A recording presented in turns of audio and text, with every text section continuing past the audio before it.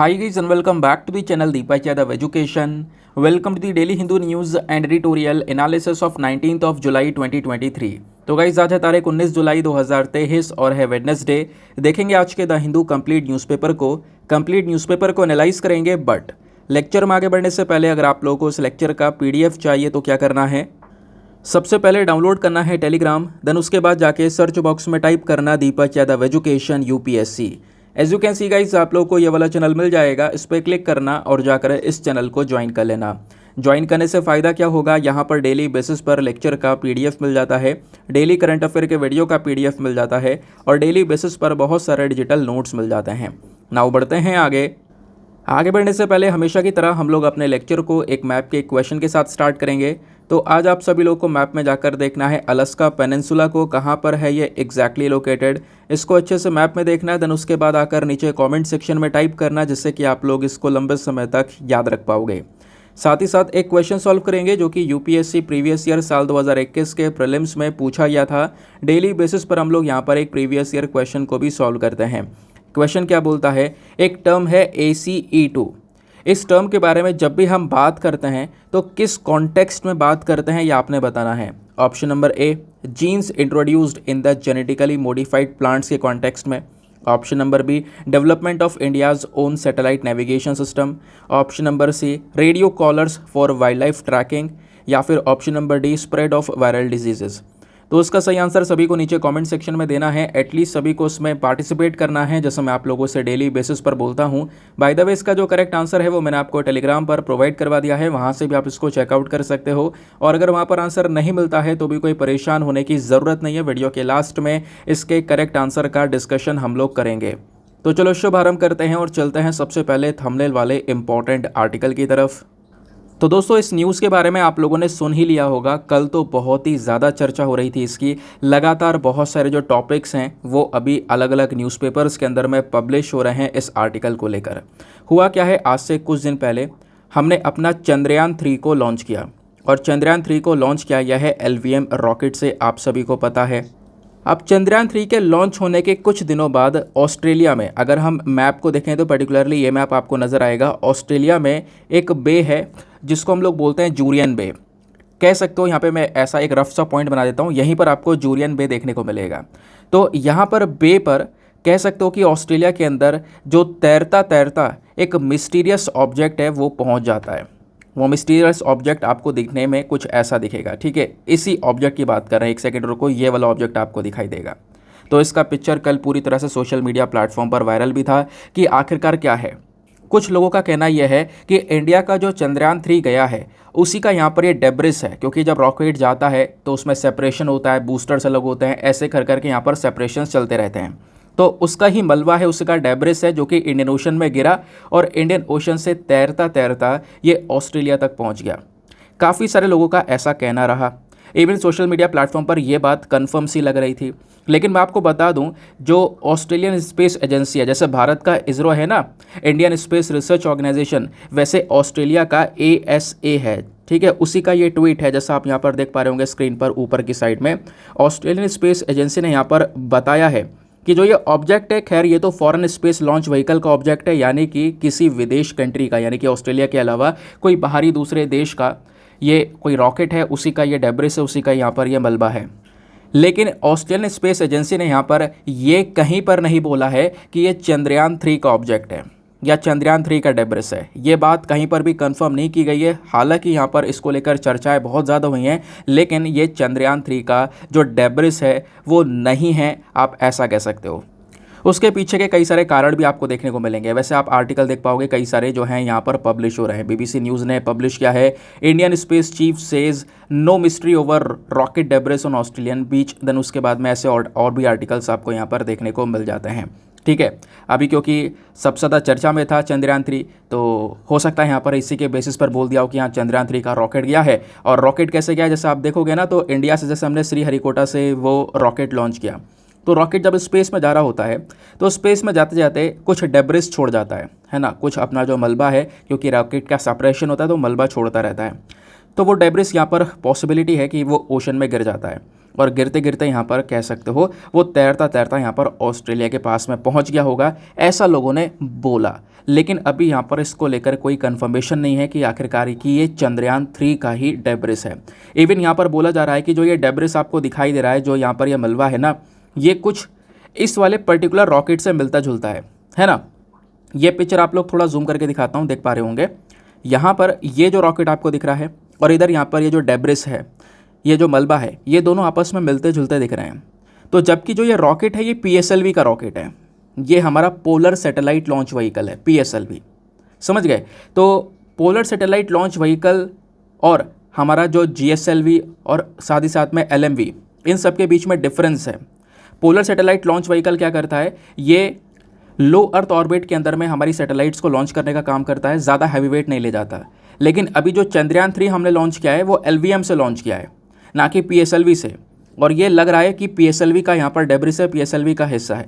तो आप ये नहीं कह सकते कि चंद्रयान 3 का यहाँ पर जो डेब्रिस है ये समुद्र में गिरा और गिरने के बाद में तैरता तैरता ये ऑस्ट्रेलिया तक पहुँच गया, समझ गए। उसके अलावा ऑस्ट्रेलिया भी इसके ऊपर रिसर्च कर रहा है, पता लगा रहा है कि आखिरकार यहाँ पर ये क्या है और किस चीज़ का है। तो अभी यहाँ पर इसको लेकर और भी कई सारे जो आर्टिकल्स हैं वो पब्लिश होने वाले हैं। दोस्तों एग्ज़ाम के लिए यहाँ पर एक चीज़ को यहाँ पे अच्छे से पढ़ लेना, वो है जूरियन बे, JURIEN, ठीक है।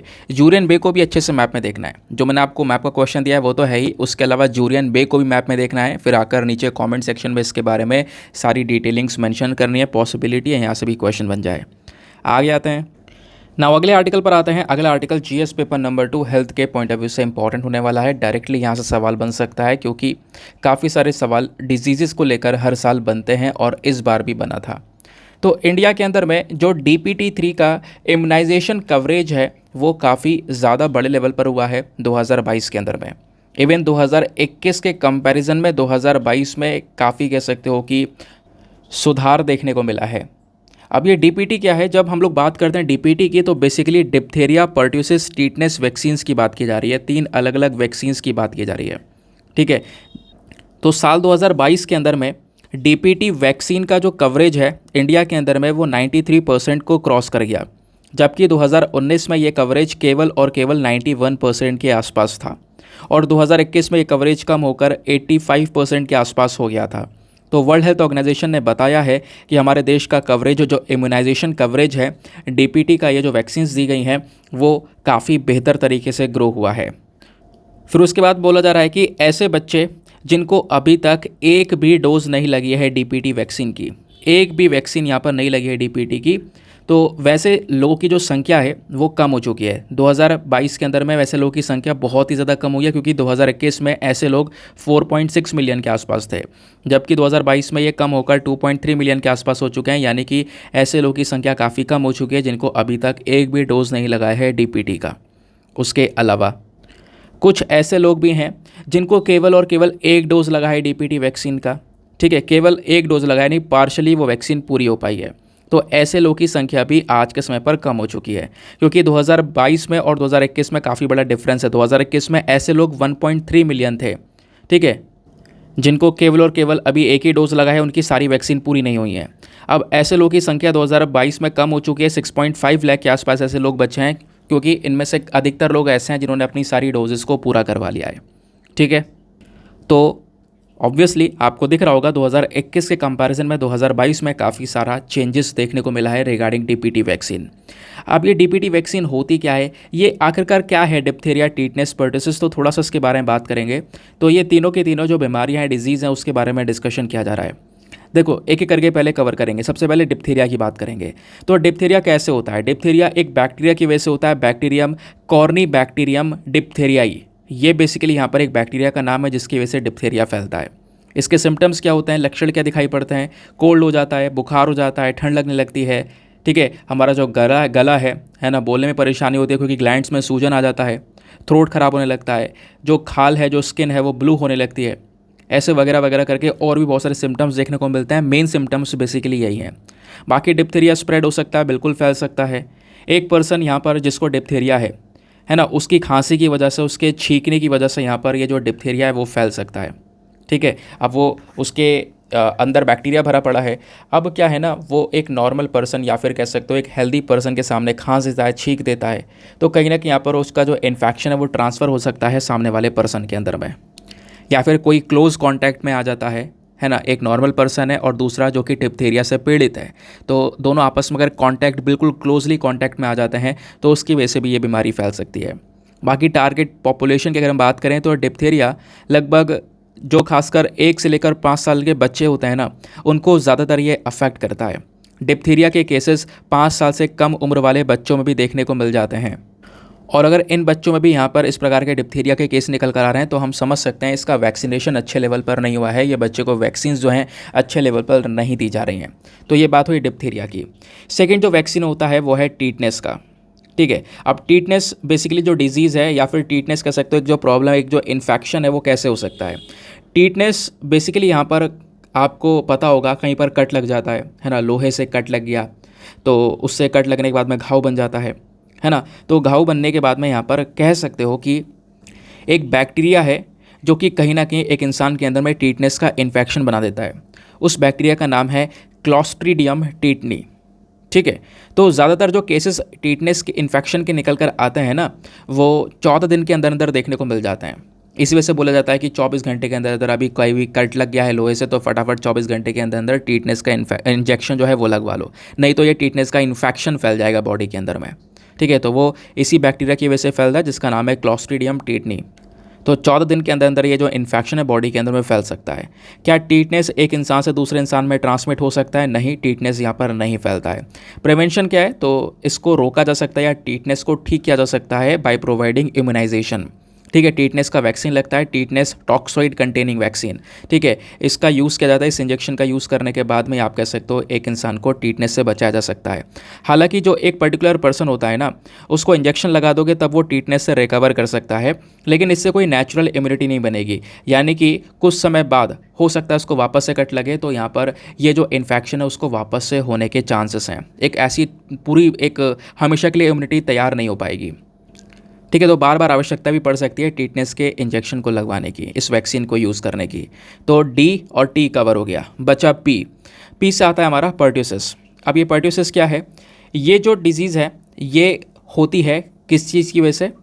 ये भी एक बैक्टीरिया की वजह से फैलने वाला इन्फेक्शन है और उस बैक्टीरिया का नाम है बोर्डेटेला पर्ट्यूसिस। ठीक है, इसी बैक्टीरिया का जो नाम है इसी के ऊपर यहाँ पर इस इन्फेक्शन का नाम भी रखा गया है। अब ना होता क्या है कि इस इन्फेक्शन के अंदर में एक पर्टिकुलर पर्सन का जो रेस्पिरेटरी सिस्टम है वो रेस्पिरेटरी सिस्टम के अंदर में इन्फेक्शन फैल जाता है और इसको हम लोग वूपिंग कफ भी बोलते हैं। और 2018 में लगभग कह सकते हो 1,51,000 यानी 1,51,000 के आसपास पर्ट्यूसिस के केसेस दुनिया भर में देखने को मिले थे। ये बीमारी बहुत डेंजरस हो जाती है तब ये जब ये बच्चे में फैलती है, खासकर जो इन्फेंट से बच्चा अभी भी पैदा हुआ है, बहुत छोटा है, उसके अंदर भी यहाँ पर ये पर्ट्यूसिस हो सकता है और कहीं ना कहीं ये उसकी डेथ का, उसकी मौत का कारण बन सकता है छोटी सी उम्र में। बाकी यहाँ पर ये जो बीमारी है ये स्प्रेड हो सकती है बहुत आराम से एक पर्सन से दूसरे पर्सन में। कैसे? तो अगेन खांसने और छींकने से, क्योंकि उसके अंदर में ये इन्फेक्शन है। अगर वो किसी नॉर्मल पर्सन के सामने खांसता है, छींकता है तो वो इन्फेक्शन, वो जो ड्रॉपलेट्स एयर में रिलीज़ हो चुके हैं, जो नॉर्मल पर्सन उस ड्रॉपलेट के कांटेक्ट में निकल कर आएगा तो जैसे वो कांटेक्ट में आएगा इन्फेक्शन उसके अंदर में फैल सकता है। ठीक है, तो इन्हीं डीपीटी वैक्सीन्स की हम लोग बात कर रहे थे। तो 2019 में 91% के आसपास लोगों को यहाँ पर ये डीपीटी वैक्सीन लगी गई थी, लेकिन अभी 2022 के अंदर में ये 93% हो चुका है, यानी कि पहले के मुकाबले अभी एक इम्प्रूवमेंट नज़र आया है। वर्ल्ड हेल्थ ऑर्गेनाइजेशन की साइड से ये सारा स्टेटमेंट है। तो हमारे देश का ओवरऑल नेशनल इम्यूनाइजेशन कवरेज जो है वो इम्प्रूव होता हुआ नज़र आ रहा है। लोगों की इम्यूनिटी के ऊपर और ज़्यादा काम किया जा रहा है, उसको बिल्डअप किया जा रहा है ताकि इस प्रकार का कोई भी डिप्थीरिया, पर्ट्यूसिस या टीटनेस हो तो उसका कोई असर यहाँ पे लोगों के ऊपर ना होता हुआ नज़र आए। नाउ नेक्स्ट वर्ल्ड पेज पर आएंगे, एक बहुत इंपॉर्टेंट आर्टिकल है। लेकिन दोस्तों आगे बढ़ने से पहले एक इंपॉर्टेंट सी न्यूज़ है, इसको समझना। जो हमारे पेड ग्रुप चल रहे हैं, आप चाहो तो उन पेड ग्रुप को ज्वाइन कर सकते हो। लगभग 2.5 महीने हो चुके हैं पेड ग्रुप को स्टार्ट करे हुए, हज़ारों लोग वहाँ पर जुड़ चुके हैं। मेक श्योर करना कि आप भी उसका हिस्सा बन सको। वहाँ पे पेड ग्रुप के अंदर आपको डेली करंट नोट्स, PDFs, ये सारी चीज़ें प्रोवाइड करवाई जाती हैं। फॉर एग्जाम्पल, जैसे मैंने अभी एक आर्टिकल डिस्कस किया आपके साथ में DPT वाला, उसके नीचे मैंने आपको बैकग्राउंड इन्फॉर्मेशन दिया, कुछ ऐसी इंपॉर्टेंट इन्फॉर्मेशन जहाँ से क्वेश्चंस बनते हैं। स्टैटिक सिलेबस से रिलेटेड जो पूरा का पूरा हमारा डेटा होता है वो सब डेटा आपको इस ग्रुप के अंदर में प्रोवाइड करवाया जाता है PDF के फॉर्म में, और सीधा सीधा यहाँ पर एज अ कह सकते हो कॉपी पेस्ट के फॉर्म में भी डेटा आपको वहाँ पर मिल जाता है, ताकि आपको नोट्स बनाने की कोई आवश्यकता ना पड़े। आपको कोई टॉपिक सर्च करके पढ़ना हो, 1 साल पहले का कोई टॉपिक हो या कोई टॉपिक याद नहीं आ रहा है लेकिन आपको पता है कि हाँ यार ये वाला टॉपिक था, तो आप उसको सर्च करके भी पढ़ सकते हो। जो आपको नोट्स में ढूंढने में बहुत परेशानी होगी वो यहाँ पर बिल्कुल नहीं होगी, 1 सेकंड के अंदर आपको टॉपिक मिल जाया करेगा। इस प्रकार से यहाँ पर इस ग्रुप को क्रिएट किया गया है। इस ग्रुप का जो चार्ज है वो बहुत ही ज़्यादा मिनिमम है, 499 rupees for the lifetime access. आपको कोई दोबारा सब्सक्रिप्शन लेने की, कोई 6 महीने, 1 साल बाद, 2 साल बाद सब्सक्रिप्शन लेने की आवश्यकता नहीं है। केवल 1 टाइम इन्वेस्टमेंट करना है, आप उस ग्रुप का पार्ट बन जाओगे। बाकी और डिटेलिंग्स जाननी है कि इसमें ग्रुप दिखाई कैसे पड़ रहा है, इसमें कैसी पीडीएफ्स हैं और अच्छे से डिटेल से देखना है, तो उसका वीडियो ऑलरेडी इस चैनल पर अपलोडेड है। उस वीडियो का लिंक आपको इसी वीडियो के, जो आप वीडियो देख रहे हो, इसके नीचे डिस्क्रिप्शन बॉक्स में मिल जाएगा। डिस्क्रिप्शन बॉक्स ओपन करोगे, पेड ग्रुप डेमो वीडियो के नाम से एक लिंक दिया गया है, उस पर क्लिक करना, आपको वीडियो अच्छे से दिखाई पड़ेगा। देन उसके बाद में डिसीजन लेने के बाद में क्या करना है, व्हाट्सएप पर आना। व्हाट्सएप पर ये नंबर दिया गया है 8534873368। इस नंबर पर व्हाट्सएप पर मैसेज कर देना। जो व्हाट्सएप यूज़ नहीं कर सकते हैं वो यहाँ पर एसएमएस भी कर सकते हैं इस नंबर के ऊपर में कि हाँ आप इस ग्रुप को ज्वाइन करना चाहते हो। फिर उसके बेसिस पर आपको कुछ डिटेलिंग्स प्रोवाइड करवाई जाएंगी, प्रोसेस बताया जाएगा पेमेंट का, और उसके बाद आप उस ग्रुप को ज्वाइन कर पाओगे। बाकी दोस्तों मैं जो हमेशा बोलता हूँ, मेक श्योर करना वीडियो पे जो लाइक का बटन है उसको प्रेस कर देना। एक छोटा सा टारगेट है हमारा 5K प्लस लाइक्स का, जिसको आप अचीव करवा सकते हो। साथ ही साथ में मेरे साथ में इंस्टाग्राम पर जुड़ सकते हो। इंस्टाग्राम पर जाना, सर्च बॉक्स में लिखना दीपक यादव एजुकेशन, आपको ये प्रोफाइल मिलेगा जहाँ पर 13,000 से ज़्यादा लोग मेरे साथ में ऑलरेडी जुड़ चुके हैं। खैर आगे आते हैं ना, तो हम इस आर्टिकल पे थे, UK's illegal migration bill on its way to becoming a law. हो क्या रहा है ना कि आपने देखा होगा जो पूरा यूरोपियन यूनियन है, यूरोपियन यूनियन कहीं ना कहीं जो रेफ्यूजीज़ हैं उनको पूरी तरह से वेलकम करता है। यूरोपियन यूनियन रेफ्यूजीज़ को बहुत आराम से वेलकम करता है, इनके लिए बहुत सारे राइट्स की बात करता है, प्रॉपर लॉज लाने की बात करता है। अलग अलग बॉडीज़ हैं जो रेफ्यूजीज़ को लेकर बात करते हैं। रेफ्यूजीज़ मतलब शरणार्थी, जो शरण लेने के लिए जा रहे हैं, ठीक है, अपना देश छोड़कर। अब यूके जो है वो यूरोपियन यूनियन का हिस्सा तो है नहीं, इससे निकल चुका है, उसी को तो ब्रेग्जिट हम लोगों ने बोला था। तो दोस्तों यूके अलग से क्या कर रहा है ना, एक नया लॉ लाने की बात कर रहा है, और पिछले साल यहाँ पर इसकी चर्चा होनी स्टार्ट हो चुकी थी, जिसको लेकर कह सकते हो पूरे यूरोपियन यूनियन के अंदर यूके की काफ़ी निंदा भी की जा रही है, आलोचना भी की जा रही है। अब यूके क्या लॉ लाने की कोशिश कर रहा है कि जो रेफ्यूजीज़ हैं उन रेफ्यूजीज़ को यूके अपने देश में नहीं रखेगा। तो उसके लिए यहाँ पर इन्होंने पूरा बिल तैयार किया, यूकेज इलीगल माइग्रेशन बिल, जो इलीगल तरीके से, अवैध तरीके से यूके में एंटर करेगा, नाव के रास्ते से, पानी के रास्ते से, इंग्लिश चैनल से गुजर कर जाएगा छुपके छुपके। तो कहीं ना कहीं यहाँ पर वो चीज़ें यूके बर्दाश्त नहीं करने वाला है। उन इलीगल माइग्रेंट्स को या तो उनके देश में डिपोर्ट कर दिया जाएगा या फिर उनको उठाकर किसी थर्ड कंट्री के अंदर में भेज दिया जाएगा, वहीं पर उनको ट्रीटमेंट मिलेगा पूरा। तो इस प्रकार की चीज़ें यहाँ पर यूके अपने इस इलीगल माइग्रेशन बिल के अंदर में लेकर आ रहा है। अब ये बिल को लेकर इतनी ज़्यादा चर्चा हुई, इतनी ज़्यादा आलोचना हुई, लेकिन उसके बावजूद भी यहाँ पर अब जो ये बिल है ये कानून बनने को पूरी तरह से तैयार है, आप ऐसा कह सकते हो, ठीक है। इससे क्या होगा कि जो इलीगल माइग्रेंट्स हैं उनको कोई एजाइलम, कोई यहाँ पर उनके सर के ऊपर छत नहीं दी जाएगी यूके के अंदर में, ठीक है, जो भी यहाँ पर शरण लेने के लिए पहुँचेंगे। और इसमें कई सारे अलग अलग प्रकार के जो लोग हैं उनकी मांग है कि देखो ये गलत है, ऐसा नहीं करना चाहिए, इन लोगों को छूट देनी चाहिए, लेकिन इस नए बिल ने किसी को छूट नहीं दी है। इवन यहाँ पर ये जो नया बिल है ये सरकार को परमिट भी करेगा कि वो बच्चों तक, जो खासकर बच्चे होंगे उनको भी 8 दिन तक कस्टडी में रख सकते हैं, क्योंकि ये इशू बढ़ता चले जा रहा है, ठीक है। क्योंकि यहाँ पर ये इशू कैसे बढ़ रहा है मैं आपको थोड़ा और डिटेल से लेकर चलता हूँ। यूके का जो ये पूरा का पूरा नया एसाइलम प्लान है ये मैं आपको समझाने की कोशिश करता हूँ। एक पॉइंट पहले मैं आपको बताऊँगा, वो थोड़ा इंपॉर्टेंट है। पता है इस प्रकार का कानून यूके क्यों लेकर आ रहा है, उसके पीछे का रीज़न यहाँ पर यह है कि 45,000 से ज़्यादा, कितना, 45,000 से ज़्यादा जो माइग्रेंट्स हैं वो इंग्लैंड पहुँच चुके हैं, इंग्लैंड के साउथ ईस्टर्न रीजन में पहुंच चुके हैं। और पिछले साल की बात है, केवल पिछले ही साल में 45,000 के आसपास जो माइग्रेंट्स है, छोटी छोटी बोट में, छोटी छोटी नाव में बैठकर, और बहुत सारे लोग होते हैं जो उनको पहुंचा देते हैं छोटी छोटी नाव में बैठाकर, तो उनको पहुंचा दिया। और कहीं ना कहीं 2018 से और अब तक देखोगे तो इस प्रकार से जो माइग्रेंट्स हैं इनकी संख्या लगातार बढ़ती चली जा रही है, इनका इनफ्लो लगातार बढ़ता चले जा रहा है यूके के अंदर में। इस वजह से यहाँ पर यूके इस प्रकार के कदम को उठा रहा है। यूके की जो सरकार है वो यहाँ पर एक आशा रख रही है कि जो ये बिल है, ये बिल अपने आप में कुछ मजबूत स्टेप को लेकर चलेगा, और जो ये इलीगल चैनल का यूज़ किया जा रहा है, इलीगल तरीके से यहाँ पर पानी का रास्ता में छोटी छोटी नाव से अलग अलग देशों में खासकर यूके में घुसने की कोशिश की जा रही है, उस चीज़ को रोका जाएगा, लोगों की बोट्स को रोका जाएगा। इस वजह से इसको स्टॉप द बोट्स नाम भी दिया गया है। जो स्टॉप द बोट्स है, ये यहाँ पर जो यूके के प्रधानमंत्री हैं सुनक जी, इनकी यहाँ पर एक इम्पॉर्टेंट प्रायोरिटी है, क्योंकि इनका कहना यहाँ पर यह है कि 2022 में केवल पिछले ही साल 45% एजाइलम एप्लीकेशंस देखने को मिली हैं। कुछ ऐसे लोग देखने को मिले हैं जो कि कहीं ना कहीं गलत रास्ता यूज़ करके अवैध तरीके से यूके में घुसने की कोशिश किए हैं। समझ गए? तो ये जो नया बिल है ये क्या करेगा, अगर कोई इलीगल माइग्रेंट यूके में पहुंचेगा तो सबसे पहले जो उसके राइट्स हैं वो राइट्स सारे के सारे सस्पेंड हो जाएंगे, कोई हक की बात नहीं की जाएगी उनके। ये जो नया बिल है ये सीधा उनके ऊपर लीगल ड्यूटी लगाएगा। इवन इंटीरियर मिनिस्टर के ऊपर में लीगल ड्यूटी लगाएगा, ताकि उन सभी लोगों को जो लोग इलीगल तरीके से यूके में एंटर किए हैं उनको वापस से उनके देश भेजा जाए, है ना। उनके जो राइट्स वगैरह हैं वो सारे के सारे उनको हटाया जाए, उनको ध्यान में न रखा जाए, सीधा यहाँ पर उनको अपने देश भेजा जाए, ठीक है। और अगर अपने देश नहीं जाते हैं वो तो उठाकर तीसरे देश में भेज दिया जाए। अब तीसरा देश कौन सा होगा यहाँ पर, तो यहाँ पे तीसरे देश को चुना गया है वो है रवांडा, ठीक है। रवांडा बेसिकली एक अफ्रीकन कंट्री है, अफ्रीका में एक देश है छोटा सा रवांडा, लैंडलॉक कंट्री है। तो हुआ क्या, यूके ने रवांडा के साथ में पिछले साल ही एक अग्रीमेंट कर लिया था, मेमोरेंडम ऑफ अंडरस्टैंडिंग। उसमें यह डिसाइड किया गया कि जो बहुत सारे इलीगल माइग्रेंट्स होंगे जो यूके में पहुंचेंगे, अगर यहाँ पर वो अपने देश में जाते हैं वापस तो ठीक है, नहीं तो फिर उनको रवांडा भेज दिया जाएगा। अब रवांडा को यूके जो है पैसा देगा कि आप इनको वहाँ पर अपने पास में रखो।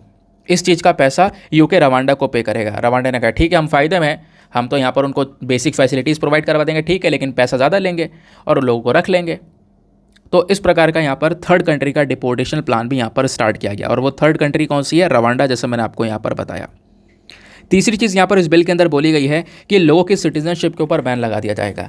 जो भी इलीगल माइग्रेंट्स होंगे उनको फटाफट यहाँ पर पहले तो डिपोर्ट किया जाएगा उनके देश में, या फिर उनको कोई नागरिकता नहीं मिलेगी, उनकी जो लाइफ टाइम बैन लग जाएगा यूके की सिटीजनशिप के ऊपर। इवन यहाँ पर बैन लगा दिया जाएगा कि यूके में वापस से री एंट्री के ऊपर में, कि आप यूके में वापस से री एंटर नहीं कर सकते अगर दोबारा कोशिश भी करोगे तो, क्योंकि आपके ऊपर बैन लग चुका है। समझ गए? तो ये यहाँ पर पूरा का पूरा बिल के अंदर में कुछ नई नई प्रोविजंस को इंक्लूड किया गया है। अब यूके ये काम क्यों कर रहा है, क्योंकि मैं आपको बता चुका हूँ लगातार इमिग्रेंट क्राइसिस यूके में बढ़ते चले जा रहे हैं। 2018 से अभी तक जो नंबर ऑफ़ रेफ्यूजीज़ हैं और जो एजाइलम सीकर्स हैं जो यहाँ पर छत मांगने जा रहे हैं यूके के अंदर में कि हमें रहने का यहाँ पर एक मौका दिया जाए, हम थोड़ा रहेंगे यहाँ पर, ठीक है, हमारे देश में कुछ क्राइसिस हैं, इस वजह से यहाँ पर हम आए हैं। तो इस प्रकार की जो चीज़ें वो यूके में काफ़ी तेज़ी से बढ़ी हैं।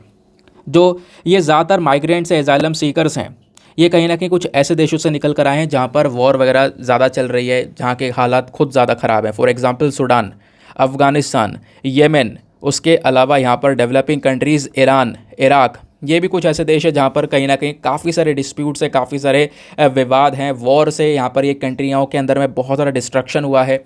तो ये जो लोग हैं यहाँ से निकल कर वो सोचते हैं एक अच्छी ज़िंदगी लेनी है तो कैसे ना कैसे यूरोप के अंदर एंट्री हो जाए। तो इस वजह से वो छोटी छोटी जो नाव है उसमें बैठकर निकल जाते हैं यूरोप के अंदर एंट्री लेने के लिए। रिसेंटली एक केस हुआ था, याद होगा भी, कुछ दिन पहले की बात है, मैंने आपको पढ़ाया भी था। ग्रीस जा रही थी एक बोट, है ना, उसमें कई सारे लोग बैठे थे, छोटी सी बोट में भर के लोग बैठे हुए थे। वो बोट पलट गई, काफ़ी सारे लोग मर गए समुद्र के अंदर ही, और वो सब भी इसी प्रकार से यूरोप के अंदर में एंट्री लेने के लिए जा रहे थे। तो ब्रिटेन ने यहाँ पर बोला है कि बिल्कुल हमें एक कठोर कदम उठाना पड़ा है, लेकिन कहीं ना कहीं ये कदम हमारे लिए बिल्कुल सही है। ये मैंने आपको बता दिया। बाकी यूके और रवांडा का एजाइलम प्लान क्या था ये भी मैंने आपको बता दिया कि यूके रवांडा के बीच में एक मेमोरेंडम ऑफ अंडरस्टैंडिंग साइन किया गया है कि रवांडा ये डिपोर्टेड लोगों को फैसिलिटीज़ प्रोवाइड करवाएगा, उसके बदले में यूके रवांडा की सरकार को एक अच्छा पेमेंट, एक अच्छा पैसा देने का काम करेगा। अब इस पूरे प्लान का लॉजिक क्या है? इस पूरे प्लान का लॉजिक यहाँ पर यह है कि ऐसा ना हो कि यूके के ऊपर गलत इल्ज़ाम लगा दिया जाए कि ज़बरदस्ती, मतलब यूके जो है मानवता को छोड़ चुका है ना, मानवता के खिलाफ़ काम कर रहा है, ऐसा यहाँ पर कुछ ना बोला जाए। इस वजह से यहाँ पर यह थर्ड कंट्री प्लान भी इंक्लूड किया गया है कि कोई व्यक्ति आएगा, वो अपने देश में नहीं जाता है तो उसको रवांडा भेज दिया जाएगा, आप वहाँ जाके रहो, आपको वहाँ पर फैसिलिटीज़ मिलेगी, उसके बदले में यूके रवांडा को पैसा देगा। समझ गए। इससे क्या हो रहा है, सीधा जो ये इलीगल क्रॉसिंग्स करवाने वाली गैंग है ना, इलीगल तरीके से, अवैध तरीके से यहाँ पे यूके में पहुँचाने वाले लोग होते हैं, छोटी छोटी नाव का इस्तेमाल करते हैं, कुछ पैसा ले लेते हैं लोगों से, तो ये सारे काम जो है बंद होते हुए नजर आएंगे। लेकिन इतना ही नहीं, दूसरी तरफ क्या होता है, यूके के इस नए लॉ को लेकर, नए कानून को लेकर बहुत ज़्यादा क्रिटिसिज्म हो रहा है। नंबर 1 क्रिटिसिज्म क्या, कि यूके इंटरनेशनल जो लॉज हैं उनका हनन कर रहा है, उनका वॉयलेशन कर रहा है। सबसे पहली, जब रेफ्यूजीज़ की बात आ रही है तो रेफ्यूजीज़ के लिए हमारे पास में प्रॉपर एक एजेंसी है जो कि रेफ्यूजीज़ के हक की, उनके राइट्स की बात करती है, और उस एजेंसी का नाम है यूनाइटेड नेशन रेफ्यूजी एजेंसी। तो यहाँ पर इस एजेंसी ने यूके के इस नए कानून को पूरी तरह से क्रिटिसाइज़ किया और बोला कि 1951 का, 1951 का यूएन रेफ्यूजी एग्रीमेंट है, एक कन्वेंशन है, कई सारी कंट्रीज़ ने यहाँ पर उसको साइन किया है, जहाँ पर वो कंट्रीज़ रेफ्यूजीज़ का स्वागत भी करेंगी, उनको सपोर्ट भी करेंगी, उनके राइट्स की बात करेंगी, उनको एक कह सकते हो अपने देश के अंदर में यहाँ पर कह सकते हो एक हेल्प करेंगी।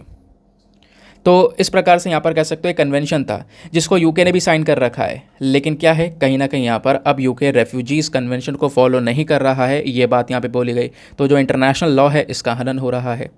दूसरा यहाँ पे क्रिटिसिज्म ऑफ क्रुएलिटी। अब क्या है, जो डॉक्टर्स विदाउट बॉर्डर्स की रिपोर्ट आती है, इन्होंने यहाँ पर यह बोला कि जो ये नया कानून है ये क्रूएल है, बहुत ही निर्दयी कानून है और बहुत ही मतलब कह सकते हो कि मानवता के विरुद्ध है पूरी तरह से। कि मतलब आप कैसा, जो माइग्रेंट्स हैं जो यूके में पहुँचे हैं, छोटी छोटी बोट से जैसे तैसे पहुँचे हैं, है ना, अपनी जान को पूरी तरह से रिस्क में डाल के अपने देश से निकल कर, तो आप उनको ऐसा ट्रीटमेंट करोगे, तो कहीं ना कहीं निर्दयता दिखाई जा रही है। ऐसा भी यहाँ पर कह सकते हो यूके की आलोचना हुई, उनका क्रिटिसिज्म किया गया यूके के इस लॉ का। उसके अलावा जो यूनाइटेड नेशन रेफ्यूजी कन्वेंशन है 1951 का, जैसे मैंने आपको बताया 1951 का ये एग्रीमेंट है जो कि हमारे रेफ्यूजीज़ के राइट्स की बात करता है, उनके हक की बात करता है, ठीक है, कि उनको हक दिया जाए। प्लस यहाँ पर खासकर ऐसे लोग जो कि अपना देश छोड़कर भाग कर निकले हैं अलग अलग कारणों की वजह से, रिलीजियस इश्यूज़ की वजह से, नेशनलिटी की वजह से, रेस की वजह से, तो अगर यहाँ पर ऐसे लोगों को सपोर्ट नहीं मिलेगा तो यहाँ पर किन को सपोर्ट दिया जाएगा, ठीक है। तो उस प्रकार से यहाँ पर इन रेफ्यूजीज़ को सपोर्ट करने की बात की है। मैं आपको बता दूं, जो ये 1951 का यूएन का रेफ्यूजी कन्वेंशन है, भारत इसका मेंबर नहीं है, भारत ने इसको कोई साइन वगैरह नहीं किया है, समझ गए। अब उसके बाद में कुछ इंपॉर्टेंट चीज़ें हैं जो प्रीलिम्स के पर्सपेक्टिव से रेलिवेंट हैं, ये तो मैंने आपको मेंस के पर्सपेक्टिव से पूरा बिल समझा दिया। उसके अलावा इंग्लिश चैनल और द स्ट्रेट ऑफ डोवर, ये दो इंपॉर्टेंट चीज़ें हैं। इंग्लिश चैनल यहाँ पर एक नैरो सी देखने को मिलेगा जो कि हमारे सदर्न इंग्लैंड को नदर्न फ्रांस से यहाँ पर अलग करता है और नॉर्थ सी को कनेक्ट करता है। अब ऐसे समझ में आएगा नहीं, मैप देखते हैं, मैप से आपको फटाफट समझ में आ जाएगा। ये देखो वर्ल्ड मैप, और यहाँ पे हम बात कर रहे हैं यूरोप की, तो ये रहा यूरोप, और यूके की बात करें तो ये मैंने जो गोला बनाया है ना, यहाँ पर है यूनाइटेड किंगडम यूके, ठीक है। अब यूके ये रहा, इंग्लैंड वेल्स आपको दिख रहा होगा, नीचे फ्रांस आपको नज़र आएगा। तो यूके और फ्रांस के बीच में जो ये समुद्र वाला हिस्सा है, इसी को इंग्लिश चैनल का नाम दिया जाता है। काफ़ी सारे लोग इस इंग्लिश चैनल का यूज़ करके यूके में पहुंच जाते हैं, तो उन इलीगल माइग्रेंट्स को ट्रीट करने के लिए यहाँ पर ये जो लॉ है वो लेकर आया गया है। दूसरी चीज़, ये स्ट्रेट ऑफ डोवर कहाँ पर है, तो स्ट्रेट ऑफ डोवर आपको ये देखने को मिलेगा। स्ट्रेट क्या होता है, ये बेसिकली दो बड़े बड़े समुद्र के हिस्सों को जोड़ रहा होता है। फॉर एग्जांपल जो ये स्ट्रेट है, ये हमारे इस इंग्लिश चैनल को और इधर नॉर्थ सी को, या कह सकते हो नॉर्थ सी को और इधर अटलांटिक ओशन को जोड़ने का भी काम कर रहा है, ठीक है। तो ये दो लोकेशंस ध्यान में रखना। नाउ यहाँ पर आता है एक और important article, a fascinating fusion of rock art in Andhra Pradesh Rudragiri. तो आंध्र प्रदेश के अंदर में एक आपको कह सकते हो कि प्री हिस्टोरिक पेंटिंग देखने को मिलेगी, प्री हिस्टोरिक रॉक पेंटिंग, ठीक है, जो गुफाओं के अंदर बनाई गई हैं। तो इस पेंटिंग में आपको क्या दिखाई दे रहा है, ठीक है।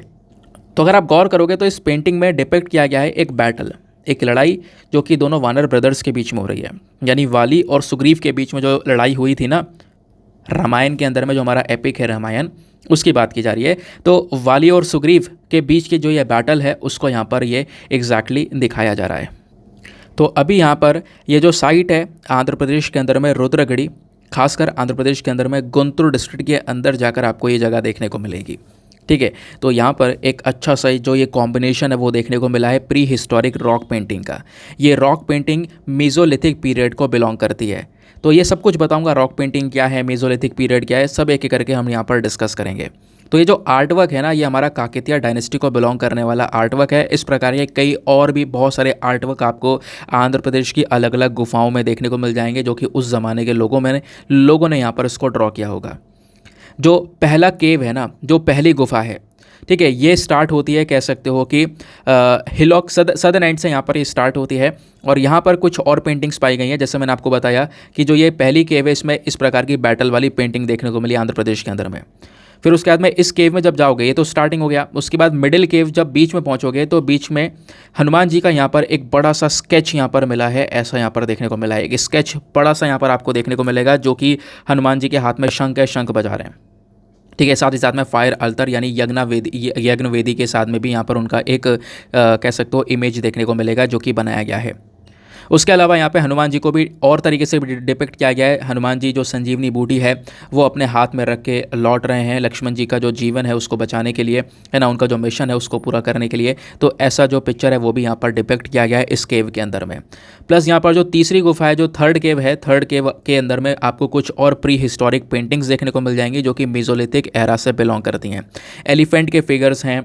उसके अलावा यहाँ पर कह सकते हो हनुमान जी का यहाँ पर एक बड़ा सा स्ट्रक्चर, बड़ा सा फिगर आपको देखने को मिल जाता है, ऐसा यहाँ पर बोला जा रहा है।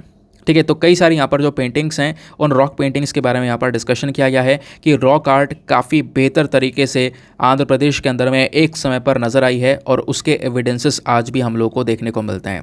नाउ इसी के बेसिस पर आपने करना क्या है, थोड़ा सा अपना जो GS पेपर नंबर 1 है उसमें जाना है, आर्ट एंड कल्चर का जो पोर्शन है वो ओपन करना है, क्योंकि आर्ट एंड कल्चर के पॉइंट ऑफ व्यू से रेलिवेंट है। वहाँ पर आपको डायरेक्टली सिलेबस में आपको रॉक आर्ट, रॉक पेंटिंग्स ये सब देखने को मिलेगा, तो आपसे पूछा जा सकता है। तो रॉक आर्ट्स जो हैं वो क्या हैं, पहले मैं आपको ये बता देता हूँ। जो हमारी रॉक आर्ट्स है ना, ये पुराने ज़माने में जो इंसान है वो अपने हाथ से बनाया करते थे। हाथ से किसी पत्थर के ऊपर दूसरे पत्थर से यहाँ पे मार्क करके उसको गाड़ कर कुछ इस पर ड्रॉ कर दिया, या पेंटिंग कर दी, या स्कल्पचर बना दिया, उसको थोड़ा सा तोड़ ताड़ के उसको एक शेप देकर। तो ये सब कुछ नेचुरल स्टोन के ऊपर, जो हमारा पत्थर होता है नेचुरली, उसके ऊपर किया जाता है रॉक आर्ट। रॉक आर्ट के अंदर हमारी पेंटिंग्स भी आती हैं, ड्राइंग्स भी आती हैं, या फिर कुछ गाड़ कर बना देना, है ना, उसके ऊपर इनग्रेविंग्स कर देना, प्रिंट्स भी आता है, ये सारी चीज़ें यहाँ पर फिगर्स वगैरह बना देना रॉक शेल्टर्स के अंदर में। तो ये सारी चीज़ें हमारी रॉक आर्ट के अंदर में आती हैं। और इंडिया कहीं ना कहीं दुनिया में एक ऐसा देश है जहाँ पर सबसे ज़्यादा और सबसे अलग अलग डाइवर्स प्रकार की, यानी बहुत अलग अलग प्रकार की जो रॉक आर्ट हैं वो यहाँ पर पाई जाती हैं। जो प्री हिस्टोरिक पेंटिंग्स हैं, प्री हिस्टोरिक पेंटिंग्स का मतलब क्या होता है कि बेसिकली आप कह सकते हो, जब आप इतिहास देखते हो ना, तो इतिहास आप कैसे पढ़ते हो, जो लिखा हुआ है, जो हमारे पास में रिटन में सारा रिकॉर्ड्स रखा हुआ है, उसके बेसिस पर आप हिस्ट्री पढ़ते हो। लेकिन रिटन रिकॉर्ड्स जो भी हैं, रिटन रिकॉर्ड से पहले की जो चीज़ें हैं वो भी यहाँ पर डिपिक्ट की जाती हैं इन पेंटिंग के अंदर में, उनको हम प्री हिस्टोरिक पेंटिंग का नाम देते हैं। देन रॉक कट आर्किटेक्चर्स आपको देखने को मिल जाएंगे केव्स के, है ना, और उसके अलावा यहाँ पर टेम्पल्स हैं, स्कल्पचर्स हैं, ये सारी चीज़ें यहाँ पर कह सकते हो कि इन रॉक में से बनाई गई हैं, इन चट्टानों में से बनाई गई हैं, चट्टानों को तोड़ ताड़ के बनाई गई हैं। तो ये काफ़ी बड़े एग्जाम्पल्स हैं इंडिया के रॉक आर्ट के। इंडिया का रॉक आर्ट का अगर इतिहास देखें तो बहुत ही ज़्यादा डाइवर्स रहा है, बहुत अलग अलग प्रकार की पेंटिंग्स नज़र आई हैं। और पूरा का पूरा यहाँ पर जो ये स्ट्रक्चर है इसको 3 फॉर्म में डिवाइड किया गया है। भारत का जो रॉक आर्ट है ना, इस रॉक आर्ट को 3 फॉर्म में डिवाइड किया गया है। एक तो होता है पेट्रोग्लिफ। पेट्रोग्लिफ वो वाली आर्ट होती है जिसको हमारी चट्टान के सरफेस के ऊपर गाड़ कर बनाया जाता है, वहाँ पे कार्विंग करके, यहाँ पर नक्काशियाँ करके बनाया जाता है। उसके अलावा यहाँ पर जो पिक्टोग्राफ है, पिक्टोग्राफ हमारे सरफेस के ऊपर सीधा पेंट कर दिया जाता है। फिर अर्थ फिगर्स होती हैं, अर्थ फिगर्स बेसिकली ग्राउंड के ऊपर बनाई जाती हैं। तो इस प्रकार की 3 प्रकार की जो है हमारी रॉक पेंटिंग्स होती हैं। अब जैसा कि मैं आपको बता रहा था प्री हिस्टोरिक पेंटिंग्स, तो एक एक करके यहाँ पर इनको भी डिस्कस करेंगे। पहले pre historic rock paintings. Pre historic जो है ये डिफाइन करता है उन इवेंट्स को जो कि हमारे इतिहास के जो रिटन रिकॉर्ड्स हैं उससे भी पहले यहाँ पर हुआ करते थे। तो उन चीज़ों को यहाँ पर ये डिफाइन करता है। जो प्री हिस्टोरिक पेंटिंग्स हैं जनरली यहाँ पर ये चट्टानों के ऊपर बनाई गई हैं, हमारे पत्थरों के ऊपर बनाई गई हैं, और इनको पेट्रोग्लिफ वाली पेंटिंग को बोला जाता है, क्योंकि पेट्रोग्लिफ जैसे मैंने आपको बताया रॉक के सरफेस के ऊपर कुछ गाड़ के बना देना, तो उस प्रकार की पेंटिंग्स ज़्यादातर देखने को मिलेंगी। जो सबसे पहली रॉक पेंटिंग की डिस्कवरी की गई थी, भारत में खोज की गई थी, वो 1867 से लेकर 1868 में की गई थी। उस समय के एक आर्कियोलॉजिस्ट हैं जिनका नाम है आर्कीबोल्ड कार्लेल। तो इन्होंने यहाँ पर सबसे पहली रॉक पेंटिंग की डिस्कवरी की थी। इंडिया में ढेरों रॉक पेंटिंग्स पाई जाती हैं। अलग अलग जो गुफाएं हैं उनकी दीवारों पर एक रॉक पेंटिंग्स पाई जाती हैं, क्योंकि वहाँ पर उस समय पर इतिहास में अगर देखें तो लोग उन जो गुफाएं हैं उनमें रहा करते थे, सर के ऊपर छत रहे उनके, इस वजह से, है ना। तो वहाँ पर इस प्रकार की जो पेंटिंग्स उन्होंने ड्रॉ की हैं केव्स के अंदर ही। तो रॉक पेंटिंग्स दीवारों पर, गुफाओं की दीवारों पर पाई जा रही हैं, और कई सारे स्टेट्स में आपको देखने को मिलेंगी। भारत के कई सारे राज्य हैं, फॉर एग्जांपल मध्य प्रदेश हुआ, उत्तर प्रदेश हुआ, आंध्र प्रदेश हुआ, कर्नाटका हुआ, उत्तराखंड हुआ, बिहार हुआ, इनकी अलग अलग गुफाओं में इस प्रकार की पेंटिंग्स नज़र आई हैं। अब जब हम लोग बात करते हैं प्री हिस्टोरिक पेंटिंग्स की, तो प्री हिस्टोरिक पेंटिंग्स में भी 3 बड़े बड़े फेसेस आए हैं। जैसे एक है अपर पेलियोलिथिक पेंटिंग, दूसरा है मेसोलिथिक पेंटिंग जिसकी हम बात कर रहे थे, फिर है यहाँ पर कैलकोलिथिक पेंटिंग। तो 3 प्रकार के यहाँ पर फेसेस आपको देखने को मिलेंगे। सबसे पहले हम लोग बात करेंगे किसकी, अपर पेलियोलिथिक पेंटिंग्स की। जो अपर पेलियोलिथिक पीरियड है ना, ये पीरियड बेसिकली आज से 40,000 साल पहले को डिनोट करता है। ये जो एज है अपर पेलियोलिथिक का, ये आज से 40,000 साल पहले स्टार्ट हुआ था। और इस टाइम पीरियड के अंदर में लोगों ने बहुत तेज़ी से प्रोग्रेस करना स्टार्ट कर दिया था। लोगों ने यहाँ पर अपने जो टूल्स है वो बनाने स्टार्ट कर दिए थे हड्डियों से, है ना, जो सींग होते हैं जानवरों के, उससे यहाँ पर नए नए जो टूल्स है, औजार है, वो बनाने स्टार्ट किए। इंडिया के अंदर में जो उस समय की जो साइट्स हैं वो डिस्कवर की जाती हैं आंध्र प्रदेश के अंदर में। ठीक है, आंध्र प्रदेश में बेसिकली उस प्रकार की साइट्स आपको देखने को मिलेंगी उस समय के जो स्थल हैं। कर्नाटका में, मध्य प्रदेश, महाराष्ट्र, उत्तर प्रदेश और बिहार में भी यहाँ पर उस टाइम की साइट्स देखने को मिलती हैं। तो अपर पेलियोलिथिक के समय पर जो लोग हुआ करते थे ना, उनकी पेंटिंग की टेक्निक्स अलग हुआ करती थी। वो अपने पेंटिंग्स में ज़्यादातर ग्रीन और डार्क रेड कलर का यूज़ किया करते थे। ठीक है, और वो जो कलर है वो कॉमन मिनरल से नहीं, नेचुरल कलर हुआ करता था। जैसे ओकर है, गेरू जो है, गेरू हेमेटाइट से बनाते थे। हेमेटाइट को मिक्स करते थे चूने के साथ में, पानी के साथ में, उसके बाद यहाँ पे कलर बनाकर यूज़ करते थे। तो नेचुरल कलर्स यहाँ पर वो हुआ करते थे। प्लस अलग अलग और भी खनिजों का, अलग अलग और भी मिनरल्स का यूज़ करते थे, रेड कलर के लिए, वाइट कलर के लिए, येलो कलर के लिए, ग्रीन कलर के लिए। तो उस प्रकार के अलग अलग कलर्स का यहाँ पर बहुत ज़्यादा यूज़ किया गया है। खासकर यहाँ पे अपर पैलेलिथिक फेस के अंदर में जो रेड कलर है वो हंटर्स के लिए, जो शिकारी होता है उसके लिए ज़्यादातर यहाँ पर यूज़ किया गया है। ग्रीन कलर ज़्यादातर डांसर्स के लिए यहाँ पर यूज़ किया गया है। प्लस काफ़ी सारे एनिमल्स की चर्चा की गई है उन पेंटिंग्स के अंदर में, चाहे वो बाइसन हो, एलिफेंट, टाइगर, राइनोज, बोर्स, इस प्रकार के फिगर्स ज़्यादातर देखने को मिले हैं। तो ये होता था हमारा अपर पैलेलिथिक पीरियड। फिर जो उसके बाद मेसोलिथिक पीरियड आया है, ये जो फेस है ना, यहाँ पर जो ग्रोथ है वो और तेज़ी से होने लगी।